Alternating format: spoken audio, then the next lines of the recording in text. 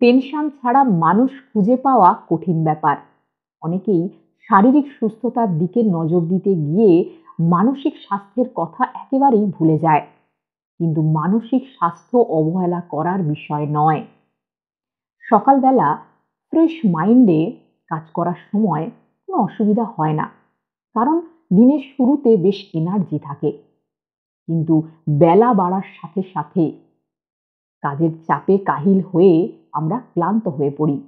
অনেক সময় মেজাজ খারাপ লাগে, কারণ ফ্রেশ মাইন্ড স্ট্রেস মাইন্ডে পরিণত হয়েছে। আমরা শারীরিক ও মানসিক দুভাবেই অবসাদগ্রস্ত হয়ে পড়ি। মানসিক স্বাস্থ্যের ব্যাপারে সতর্ক না হলে নানা মানসিক রোগে আক্রান্ত হওয়ার আশঙ্কা থাকে। তাই মানসিক রোগ থেকে পরিত্রাণ পেতে এবং সুস্থ থাকতে যোগব্যায়াম অত্যন্ত গুরুত্বপূর্ণ। যোগাসনের মাধ্যমে স্ট্রেসকে দূরে ঠেলে প্রাণোচ্ছল জীবনযাপন সম্ভব। নমস্কার, আমি শ্রুতি। সকল উন্নতিশীল এবং সচেতন মানুষকে রেডি ফর স্টেডি চ্যানেলে স্বাগত। আজকের বিষয় মানসিক অবসাদ দূর করার যোগাসন। দৈহিক বা মানসিক অবসাদ, সামগ্রিক বা আংশিক, যাই হোক না কেন, তার পিছনে কতকগুলো কারণ রয়েছে। মনোবিদদের মতে অবসাদের তিনটি কারণ: দৈহিক, মানসিক ও পরিবেশগত কারণ। দৈহিক অবসাদের জন্য মাংসপেশিতে ল্যাকটিক অ্যাসিডের সৃষ্টি, দেহকোষের ক্ষয়, শরীর থেকে লবণ বের হয়ে যাওয়া, যথেষ্ট পরিমাণে অক্সিজেনের ঘাটতি, অতিরিক্ত অঙ্গ সঞ্চালন প্রভৃতি কারণে হয়ে থাকে। আর মানসিক অবসাদের কারণ হলো ১ নম্বর, মানসিক প্রস্তুতির অভাব। কোনো কাজ করার আগে সে সম্পর্কে মানসিক প্রস্তুতি গ্রহণ করা প্রয়োজন। কর্মসূচি সম্পর্কে পূর্ব ধারণা স্পষ্ট না থাকলে তাড়াতাড়ি মানসিক অবসাদ আসে। ২ নম্বর, কর্মসূচি নিয়মিতভাবে পালনকালে অভ্যস্ত হয়ে উঠলে ওই কর্মসূচিতে তাড়াতাড়ি মানসিক অবসাদ আসে না। তাই অভ্যাসের অভাবের কারণে অনেক সময় অবসাদ দেখা দেয়। ৩ নম্বর, কর্মক্ষেত্রে প্রেষণা এবং কাজের প্রতি অনুরাগের অভাব থাকলে মনে হয় কাজটা চাপিয়ে দেওয়া হয়েছে, ফলে মানসিক অবসাদ দেখা দেয়। ৪ নম্বর, কোনো কাজ বাস্তবায়িত করতে যদি অনীহা থাকে, তাহলে একটি মানুষ মানসিকভাবে অবসাদগ্রস্ত হয়ে পড়ে। আর মানসিক ইচ্ছা প্রবল হলে অনেক সময় কঠিন কাজ হলেও তা করা সম্ভব হয়। দৈহিক ও মানসিক কারণ ছাড়াও কিছু পরিবেশগত কারণেও মানসিক অবসাদ আসতে পারে। অস্বাস্থ্যকর পরিবেশ, অর্থাৎ স্যাঁতস্যাঁতে আলো বাতাসের অভাব এমন পরিবেশ, খুব গরম, খুব ঠান্ডা বা গুমোট আবহাওয়া, কাজের জন্য অনুকূল পরিবেশ নয়, এরূপ পরিবেশে সহজেই অবসাদগ্রস্ত হয়ে পড়ার সম্ভাবনা বেশি। অনুরূপভাবে পরিমিত আলো বাতাস, প্রশস্ত জায়গা, পরিচ্ছন্ন পরিবেশ না থাকলে অল্পেতেই অবসাদ দেখা দেয়। মানসিক স্বাস্থ্য নিশ্চিত করতে যোগা সবচেয়ে ভালো ব্যায়াম। নির্জন একটি স্থানে একাগ্র চিত্তে যোগা করতে হবে। এতে মানসিক দৃঢ়তা ও মনোযোগ বাড়বে এবং দূর হবে মানসিক চাপ। মানসিক অবসাদ দূর করার জন্য একটি ব্যায়াম হলো উত্তনাসন। যোগব্যায়ামে উত্তনাসন হলো একটি তীব্র অগ্রবর্তী প্রসারণ প্রক্রিয়া, যা পুরো শরীরের পিছনের পেশি প্রসারণ ও নমনীয় করে গভীরভাবে।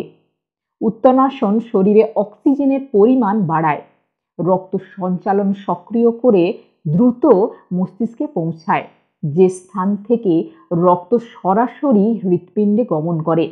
নিয়মিত উত্তনাসন অভ্যাস করলে উদ্বেগ ও দুশ্চিন্তা দূর করে মনকে শান্ত করে। নিয়ম: শুরুতে সোজা হয়ে দাঁড়াতে হবে, তারপর হাঁটু সোজা রেখেই উপর হয়ে পা পর্যন্ত ঝুঁকে হাতের আঙুল পায়ের আঙুল বরাবর ছুঁতে হবে। এবার এ অবস্থায় হাঁটু ভাঁজ করা যাবে না, একেবারে সোজা রাখতে হবে এবং মাথাও হাঁটু বরাবর ঝুঁকে রাখতে হবে। ধীরে ধীরে হাত দুটিকে যতটুকু পারা যায় মাটিতে অথবা পায়ের গোড়ালি ছুঁয়ে রাখতে হবে। এভাবে ২০ সেকেন্ড থাকতে হবে এবং স্বাভাবিক শ্বাস প্রশ্বাস নিতে হবে। তারপর ধীরে ধীরে হাত দুটিকে তুলে কোমর ছুঁয়ে আস্তে আস্তে সোজা হয়ে দাঁড়াতে হবে। শুরুতে কম সময়ে করলেও পরে সময় বাড়িয়ে 1 মিনিট পর্যন্ত করতে হবে।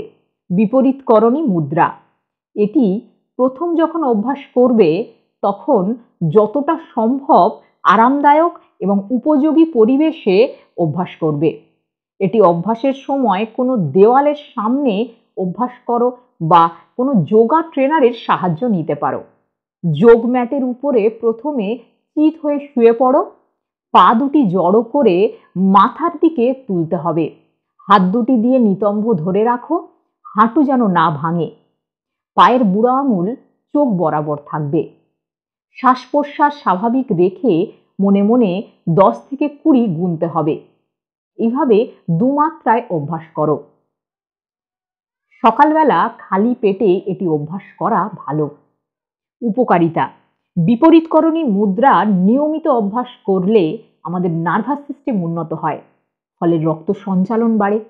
উচ্চ রক্তচাপ থাকলে এটি অভ্যাস করলে রক্তচাপ নিয়ন্ত্রণে আসে।